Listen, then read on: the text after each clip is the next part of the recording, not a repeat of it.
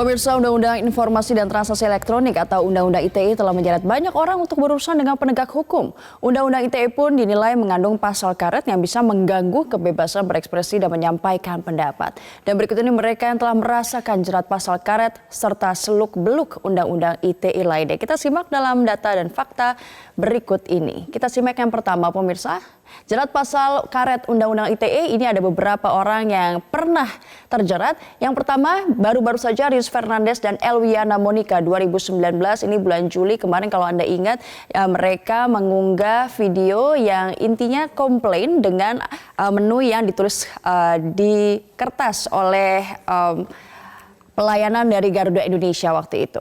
Dan akhirnya mereka berujung damai. Yang kedua Baik Nuril, ini tahun 2018, ia dilaporkan ke Polsek SMAN 7 Kota Mataram NTB menyebarkan konten asusila, tetapi berakhir dengan amnesti dari Presiden. Lalu selanjutnya Prita Mulyasari pada tahun 2008, ia dilaporkan RS Omni Internasional Alam Sutra Tangerang karena mengunggah keluhan atas pelayanan pihak rumah sakit.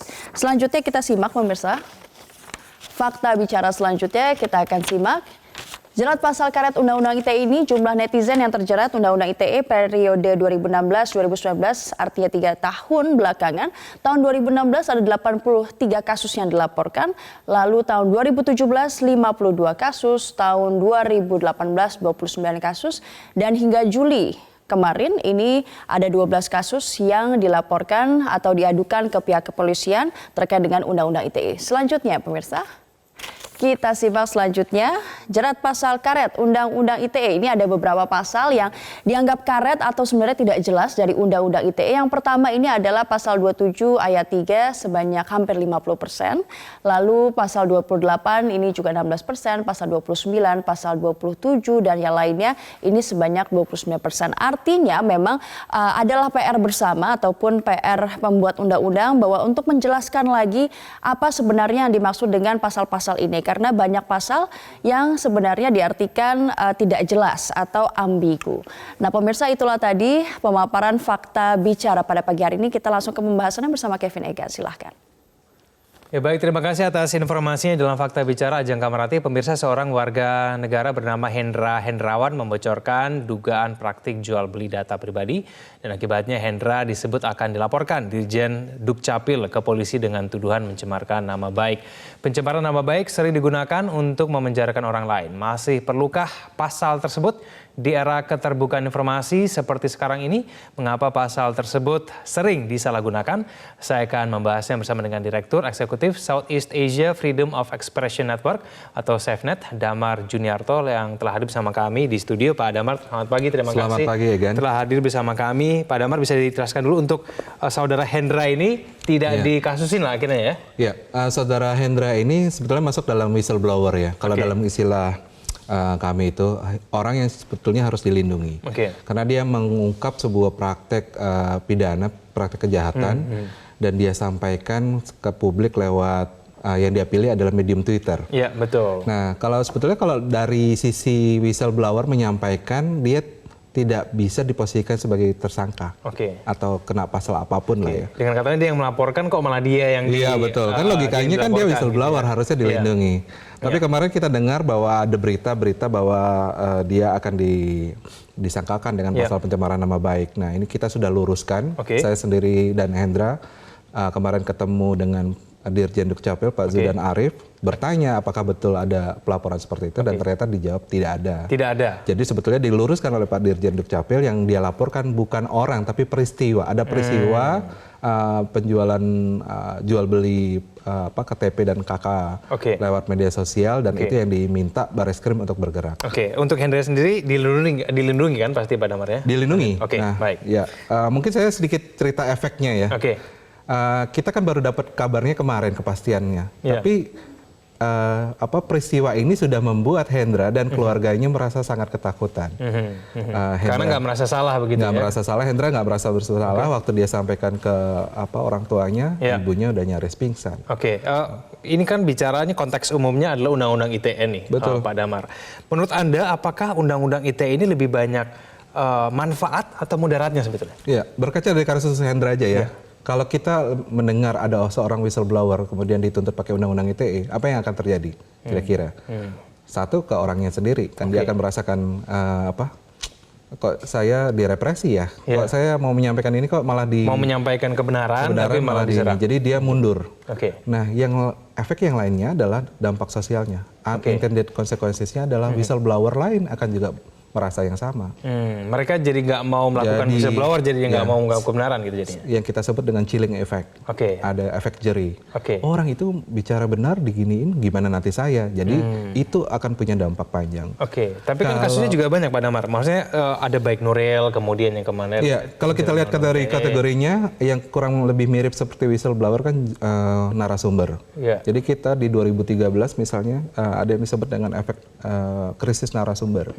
Di mana narasumber di Makassar, di Sulawesi Selatan itu merasa takut kalau menyampaikan sesuatu tuh nanti dia takutnya dikenakan tuntutan Undang-Undang ITE. Nah, meluas dari itu, bagaimana kita melihat efek dari pasal-pasal karet dalam Undang-Undang ITE, ternyata pihak atau kelompok-kelompok orang yang terkena dampak dari Undang-Undang ITE itu lebih besar dari itu. Ibu rumah tangga sekarang misalnya bermasalah dalam keluarga dengan suaminya, dia juga bisa dituntut dengan pasal yang lain. Atau misalnya pada kasus baik Nuril, dia adalah korban pelecehan seksual. Itu juga punya dampak pada korban-korban pelecehan seksual yang lain. Yang kita tahu sendiri waktu dia menceritakan aja mungkin sudah dapat stigma sosial dari masyarakat. Lalu kemudian dia bisa dapat cemoohan dan lain sebagainya. Nah, di sisi Ibu Baik Nuril kan malah dia dipenjara. Karena itu menjadi satu momok tersendiri dan membuat orang untuk juga cemas kalau dia menyampaikan sesuatu. Jadi sejauh ini lebih banyak ruginya? Sejauh ini saya lihat lebih banyak tidak memberi dampak positif buat kemajuan demokrasi. Itu satu. Pak Damar, tapi kan begini, yang menyampaikan kebenaran memang harus dilindungi. Tapi kan kalau di media sosial banyak juga yang menyampaikan kebohongan. Betul. Orang-orang ini kan memang juga harus dijerat dengan hukum. Jadi solusinya yang baik bagaimana ini? Apakah memang Undang-Undang ITE harus dihapus atau direvisi supaya kemudian betul-betul berlaku adil? Bagaimana solusinya? Orang bersalah harus dihukum, betul kan ya? Tapi tindak pidananya harus jelas. Jadi yang bersalah itu yang seperti apa? Apakah ketika kita mengeluarkan suara kita langsung bersalah? Kan tidak. Harus dipilah-pilah. Jadi kalau dia bersalah karena tindak pidana yang sangat jelas, rigid, itu kita support. Nah, perumusan yang tidak baik dalam pasal-pasal karet Undang-Undang ITE ini yang membuat ini jadi tidak bisa membedakan mana orang yang mengekspresikan, menyampaikan kebenaran dengan orang yang ngawur tadi ya. Itulah kenapa akhirnya disebut karet begitu ya, bisa ditarik kemana-mana. Karena itu sifatnya disebut karet. Dia mudah sekali disalahgunakan. Tinggal tergantung siapa yang melaporkan. Nah kan kalau lihat ke belakang misalnya, tadi ada data yang sangat baik disampaikan, kebanyakan pelapor itu pejabat publik. Atau orang-orang yang punya kekuasaan, misalnya tadi kepala sekolah gitu, berhadap bawahan, kan berarti kan ada ketimpangan kekuasaan asimetrik gitu ya. Nah kalau kayak model seperti ini sudah hampir pasti ketika dia diproses, orang yang lemah itu lebih mudah dipenjarakan. Nah ini yang harus dilihat ketika para pembuat kebijakan mereview tentang Undang-Undang ITE. Tolong dilihat juga aspek lain. Ada yang miss atau ada yang tidak dilihat pada saat perumusan revisi Undang-Undang ITE di tahun 2016. Saya ingat waktu itu pemerintah hanya berhenti pada bagaimana mengurangi dampak orang di penjara, sehingga yang direvisi hanya pasal pidananya, ancaman pidananya. Tapi ayatnya tidak. Itu karena tidak melihat, dia hanya melihat soal penerapan.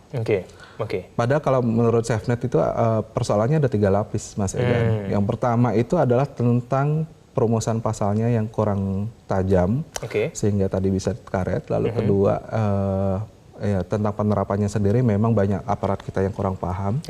Teknisnya kan harus ada forensik digital, lalu prasyarat lain-lain yang harus dipenuhi. Dan yang ketiga adalah dampak sosial yang muncul. Nah sekarang kita menghadapi pada dampak sosialnya. Sudah terjadi, sudah dampak cukup sosialnya sudah cukup banyak. Saya rasa ini sudah harus dilihat lagi. Dengan cara apa? Dicabut gitu pasal-pasal karetnya. Tidak bisa terus-menerus dia ada di situ, karena kalau ada di situ akan menciptakan ketidakpastian hukum. Jadi dicabut saja lebih baik. Dicabut saja bukan berarti tidak orang-orang yang bersalah tidak dihukum. Ada mekanisme hukum lain yang bisa menjerat mereka. Kita masih punya KUHP, pidana kita masih bisa digunakan, atau pada persoalan pasal pencemaran nama kita ada mekanisme perdata. Untuk menjerat orang-orang di media sosial yang menyebarkan kebohongan itu bisa dijerat dengan pasal lain tanpa harus undang-undang ITE. Betul, ada dalam KUHP. Nah, kalau kita lihat isi revisi undang-undang itu maksudnya apa sih? Isinya kan lebih banyak menyandarkan lagi pada KUHP. Pencemaran nama tidak bisa berdiri sendiri hanya menggunakan undang-undang ITE, tapi harus dengan KUHP. Kalau hanya direvisi, kalau misalnya disebutkan ada beberapa frasa, misalnya di pasal 27 ayat 1 yang mungkin multitafsir, hanya kalimat yang diganti tapi undang-undang ITE-nya tetap ada, bagaimana menurut Anda? Undang-undang ITE judulnya aja ya, informasi dan transaksi elektronik. Jadi sebetulnya maksud pertamanya adalah mengatur tentang perbankan, mengatur tentang informasi yang berkaitan dengan infrastruktur informasi, IT. Jadi dia tidak untuk di awal-awal tidak untuk mengatur tentang tindakan-tindakan pidana yang seperti yang kita punya masalah sekarang. Orang kemudian jadi hanya bicara undang-undang ITE, tidak bicara pasal-pasal lainnya, padahal pasal-pasal lain itu justru yang lebih pokok.